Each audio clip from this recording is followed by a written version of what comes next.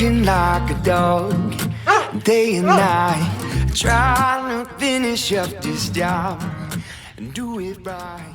You know, together we get these things out and we help one another.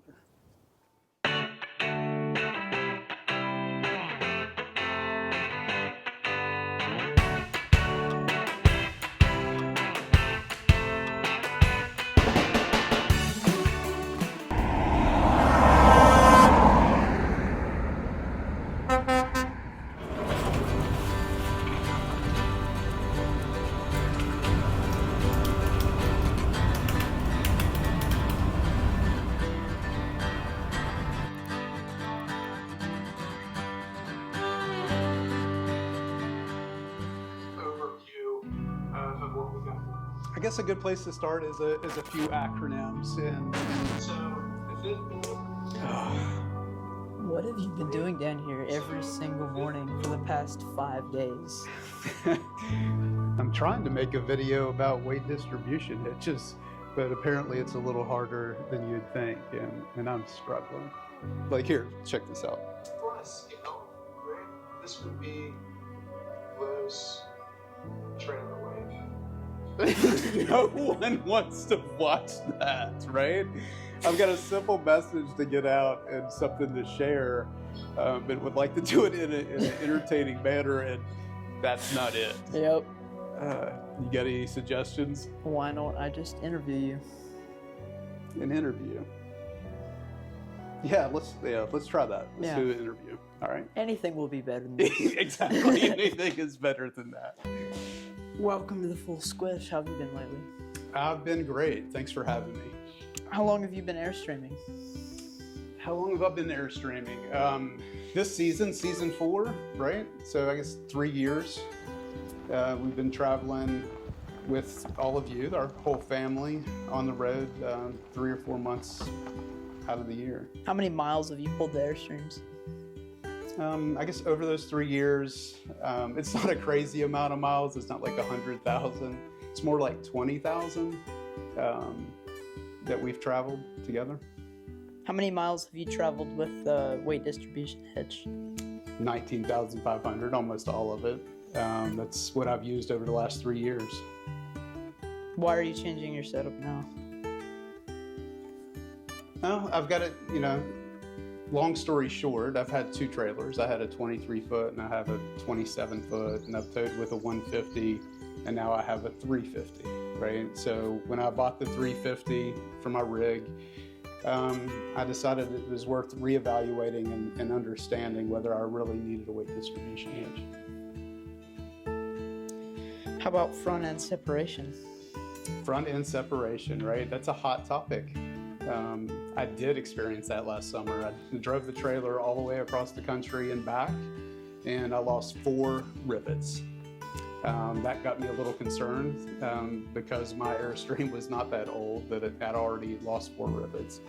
I did take it to Jackson Center and had them take a look at it, and they didn't see any significant front end separation, but definitely it was a consideration to not use it, but not the only consideration, right?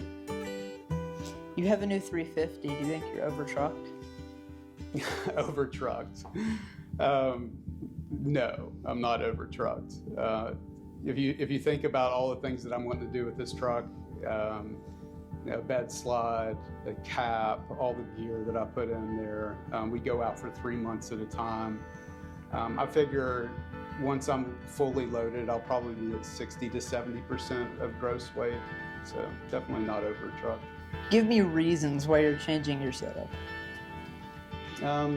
Simplicity, and I think changing the setup, I think with time, your understanding grows, right? When you start using a weight distribution hitch, like most people, it's when you go and buy your trailer. And they don't ask you whether you need a weight distribution hitch. They ask you what weight distribution hitch you want, right? And you feel compelled to buy it and compelled to have them install it because you want it installed right. And that's a couple $1,000 upcharge. But after you've been doing this a while, not all setups need it.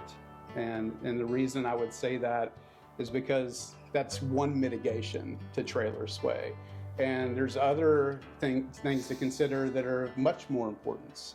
Center of gravity of your trailer, proper loading, tire pressure, proper braking technique, not being over your gross vehicle weight, not being over your gross trailer weight, right? Having 10 to 15% of your trailer weight at the hitch. All of these together are much more significant than a weight distribution hitch.